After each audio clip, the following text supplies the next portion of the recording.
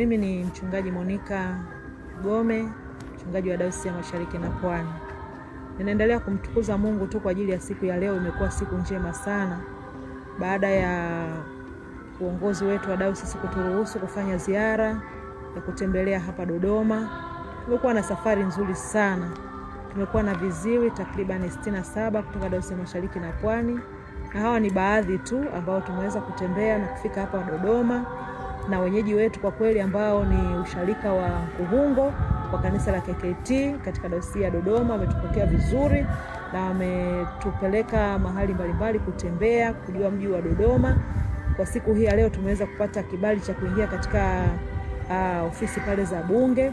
Tumeingia pale bungeni ambapo bunge letu la Jamhuri ya Tanzania, wabunge wanakaa pale kwa shughuli mbalimbali za bunge. Kwa kweli pale bungeni tumejifunza mambo mengi sana. Tumeona mahali ambapo spika anakaa na wale wasaidizi wake.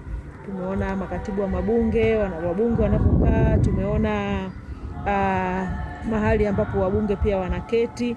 Na tukapata elimu ya kusaidia sisi kujua kama Watanzania kwamba shughuli mbalimbali ambazo zinafanyika pale bungeni. Kwa kweli tunashukuru sana, siku hii leo imekuwa njema sana kwetu, tumejifunza. Na siku ya kesho wenyeji wetu wamepanga pia kutupeleka kwenye mji wa serikali kuona majengo mbalimbali na shughuli mbalimbali za serikali yetu Tanzania.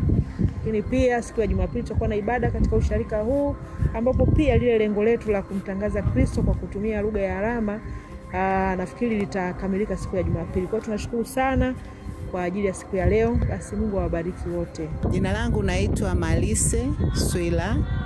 Mimi nimekuja Dodoma kwa lengo la kufanya utalii na kuangalia mazingira na kufahamu mji wa Dodoma ambao sasa hivi ni makao makuu.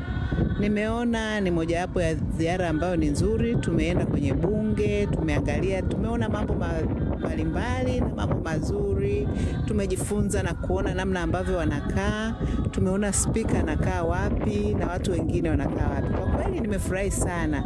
Na pia nimejifunza majukumu mbalimbali ya watu wa bunge, spika na wengine, na pia maeneo ambayo wanakaa wakalimani.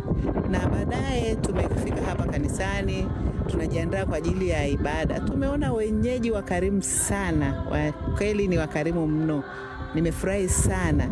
Na bado tunasubiri kesho na kesho kutwa tuendelee na ziara. Naamini kwamba wote viziwi sisi tutafurahi sana. Nashukuru, asante sana.